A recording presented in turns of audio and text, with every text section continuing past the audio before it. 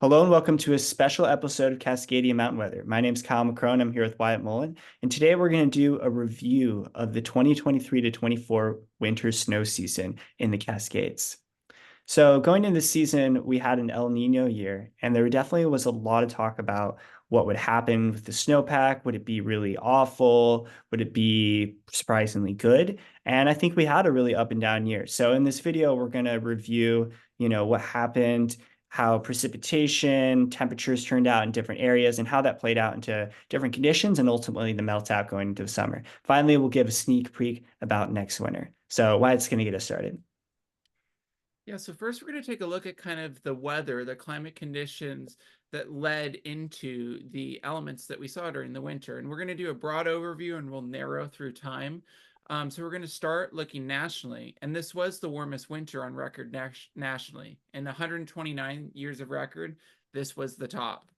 Um, and we can look at how that kind of panned out. And you can see that especially up in the Great Lakes region, where we generally during El Nino years see record warm temperatures, we saw that again with temperatures above 10 degrees above normal, which is crazy. And then you can see that warmth kind of spilling out from the upper Midwest down through the Midwest and even over towards the West Coast in Washington. Nationally, precipitation was a bit more mixed, which is also something that we see in an El Nino year. So we can look at strong El Nino winter temperature patterns over the last about 50 years. And we can see that generally kind of the northern tier of the country sees the highest temperatures. And then to the south, we'll see kind of below average temperatures. But this year we didn't see that. We saw that that warmth extended across the entire country, and precipitation during an El Nino year tends to be pretty mixed. We can zoom into Washington, and this has all been looking during kind of the standard winter period, where meteorological winter it's called, which goes from the beginning of December to the end of February. And so we can see in Washington, this is a different scale than we were just looking at, but temperatures were maybe 1 to 2 degrees above normal for much of the area, a little bit warmer out to the eastern, in the eastern Cascades, maybe 3 to 4 degrees, and precipitation was mixed. So we saw maybe wetter than normal, especially down towards the south, like near Portland, but also the southern volcanoes. And then as you moved further north, you got closer to average, if not a bit below average, especially kind of in the northeastern Olympics. Because we're talking about the Pacific Northwest, our snow season doesn't just extend from December to February. We also get snow in March, April, and May, which is meteorological spring. So we included that as well. And what we see is that while temperature dropped, and so we were closer to average for our temperature, we actually saw significantly drier than normal spring. And so especially along the spine of the Cascades, we were maybe 50 to 70%, maybe 80% of normal precipitation. And both these combined factors, that kind of warmer than normal winter with average precipitation, and then a normal spring with kind of below normal precipitation, ended up leading into what we saw. This is looking over kind of the entire snow period. So beginning of December all the way to the end of May. This is temperature and this is higher resolution.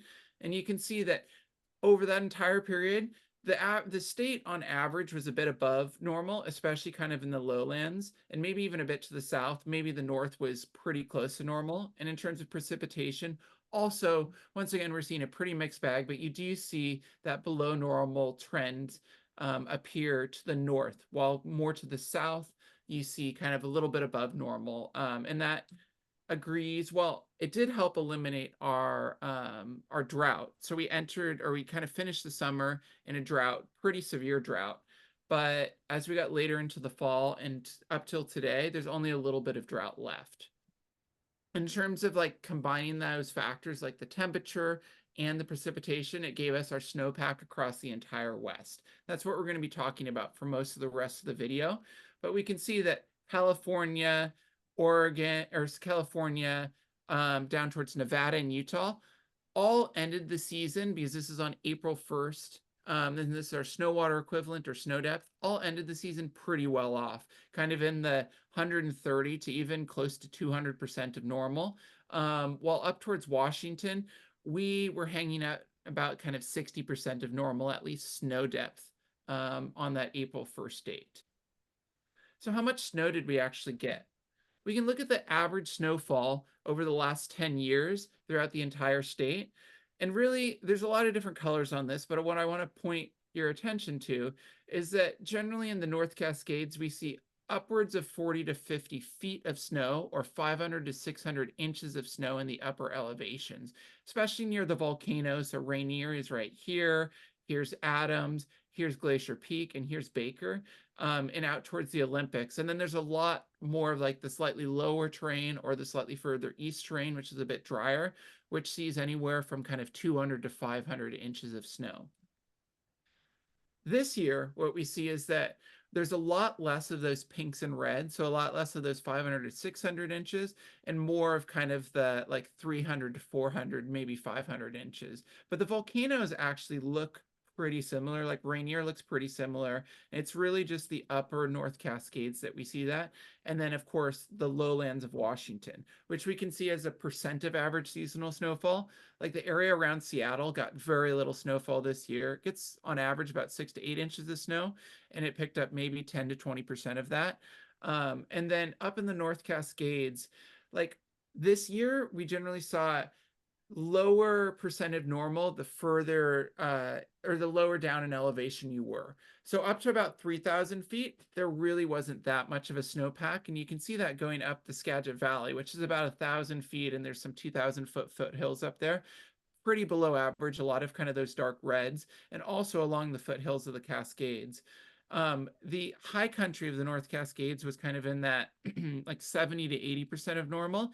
And then it improved and got closer to kind of 100 to even 110% of normal as you got further south towards Oregon. And I just wanted to highlight, this is what a bad snowfall year looks like. This is from 2014-15, which was the worst snowfall year on record. And you can see that the lowlands basically got no snow, basically 0% of normal. And much of the Cascades are in these dark red shades of kind of 20 to maybe 50% of normal. So we looked a lot better this year than we could have looked.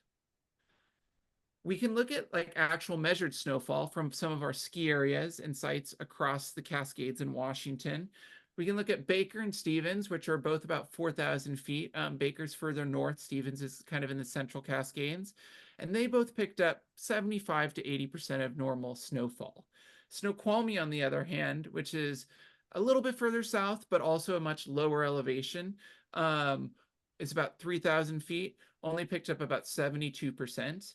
And then we can look at snow depth as of April 1st, and we can see that Baker, Stevens, and Snoqualmie were kind of all in this like 50 to 60% range, while Paradise, which was further south and getting a little bit more of that precipitation, was 75%. And you're looking at this and you might wonder, how do we get 70 to 80% of our normal snowfall, but only 50 to 60% of our actual snow depth? And that's because this winter, what we saw is that we tended to see warmer temperatures, which leads to more melts off, and also more atmospheric rivers, which also tends to lead to more melt off. And so you just don't retain snow depth as well as you might in like a winter where it was colder than normal, but you also saw less than normal snowfall. Thanks, Wyatt. So that's kind of like the measurements and the stats behind it. I'm going to talk a little bit about how the season progressed and the month-by-month conditions that we saw in the mountains. This is a graphic showing the daily high and low temperatures at Paradise, about 5,400 feet on Mount Rainier. And the blue bars are like the low and high temperature each day throughout the season. The yellow tan layer is the typical range, and then we have record highs and record lows. You can see that many times we neared or set record highs, especially back in like early December, kind of that late January timeframe. And we also came close to a record cold spell in mid-January. So it was a wild and up and down season with really some extremes. So the season started out pretty slow for us. Usually there's ski areas are starting to open in December and such, but it was really quite bleak through December. But it did afford some nice access opportunities. Like this was a day in mid-December where we drove to 3,600 and hiked dry trail to almost 5,000 feet before putting on our skis. And we got to ski up in the Glacier Peak Wilderness. So that was a fun start, even if things weren't going that well. And then around the winter solstice, this is a photo from up high in the North Cascades around Cascade Pass. And um, it was kind of ideal where the roads still didn't have any snow, but we found enough of a snowpack up high to make it work. So there was kind of an extended like early season period that often typically only lasts a few weeks in the Cascades before the roads get buried with snow, the passes fill in, the typical touring spots are in. But that really lingered for like a month or two this year, maybe even longer. So at the beginning of January, things were quite bad. We had less than 50% snowpack on the west side, and it really was like no snow below 4 or 5,000 feet. And the Olympics were at 22%, so basically no snow at all. The Eastern Cascades were doing slightly better, and that's because at this time of year, there's a lot colder air in the interior. And that cold air had just, given enough cool temperatures for more snow. And at this point, actually, Snoqualmie was doing better than Stevens or Baker because of the influence of that cold air. This is a photo Wyatt took on January 1st in the Olympics. We're looking at a 6,500-foot peak, so one of the higher peaks in the Olympics that had almost no snow all the way to the summit on a south aspect. So it was pretty wild in January. We were kind of just wondering, like, would winter ever arrive? And it did arrive with some record-breaking cold temperatures in January. We didn't get a ton of snow out of it, but it was mighty cold. Definitely one of the coldest temperatures in decades here.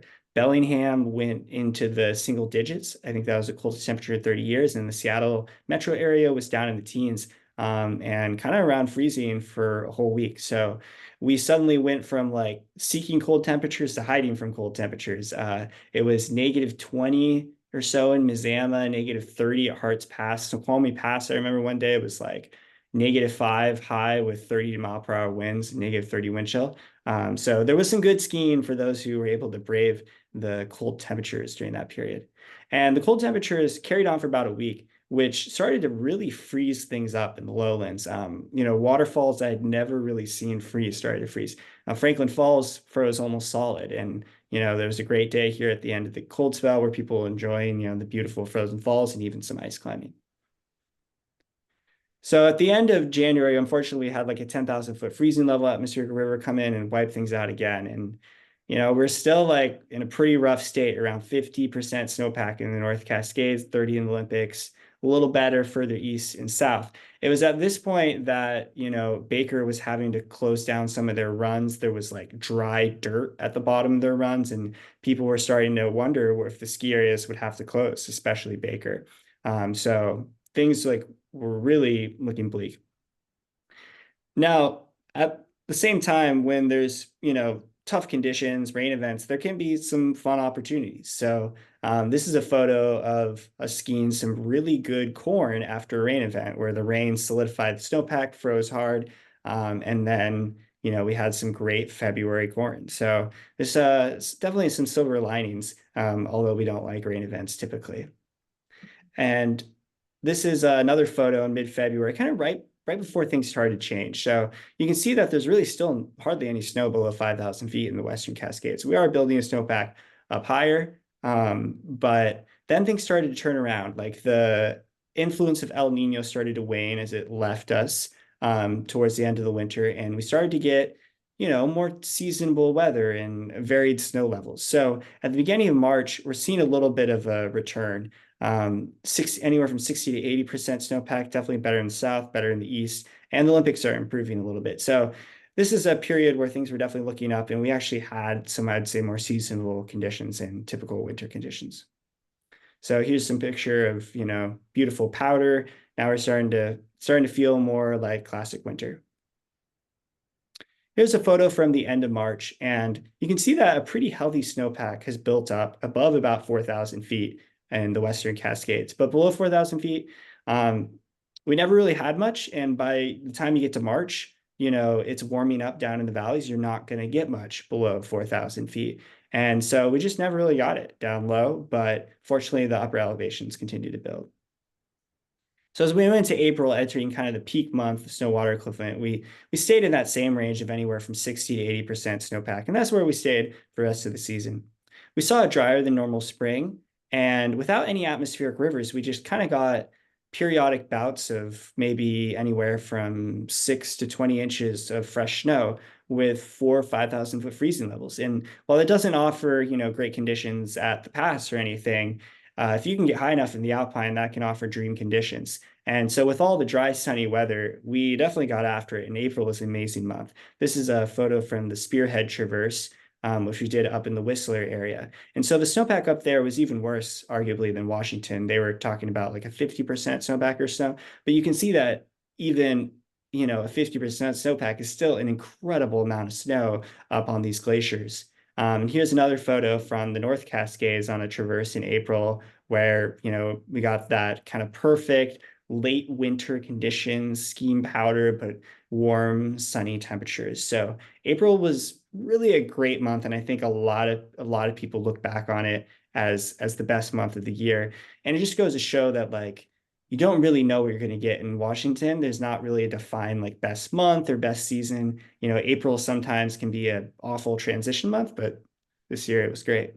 So as we entered May, we're still kind of the same story. And then it's been like remarkably variable throughout May and June. It feels like it's either dumping fresh snow or it's 80 degrees. And that has definitely created some pretty unstable conditions. This is a photo from Mount Rainier where we got like 2 to 3 feet of fresh snow, and then it spiked up to 80 plus degrees. And a few days later, these big wet slab avalanches went off. So spring has been tough, I think, for a lot of people who are chasing corn and stuff, just because we've seen like frequent storms and stuff. As the snowpack like has actually continued to build, probably up on the volcanoes, but the lower elevations are pretty much melted out.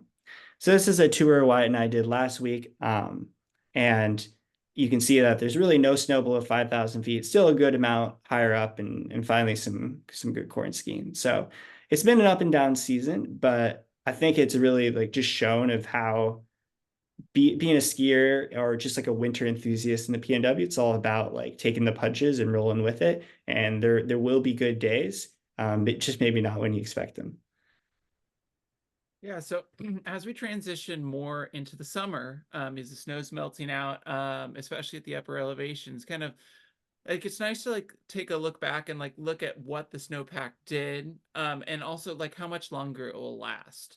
And so we're going to be looking at the snow water equivalent and or kind of our snowpack as we went through.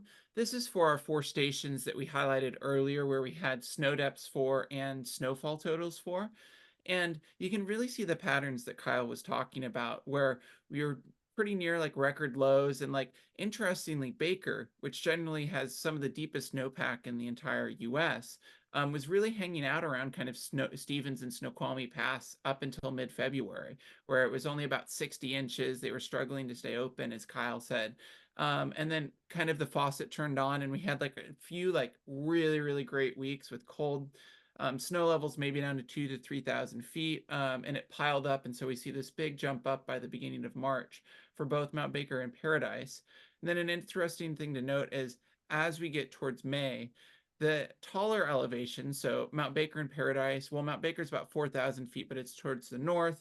Paradise is about 5,000 feet. And then we have kind of Stevens and Snoqualmie, which are kind of that 3,000 foot level. They start to melt out earlier. So while the snow might peak at Baker and Paradise kind of in the May timeframe, it really peaks in the March to April timeframe at Stevens and Snoqualmie, which you can see here as they're starting to drop off. This is snow water equivalent for the entire Puget Sound. So this is averaged over about 30 different stations.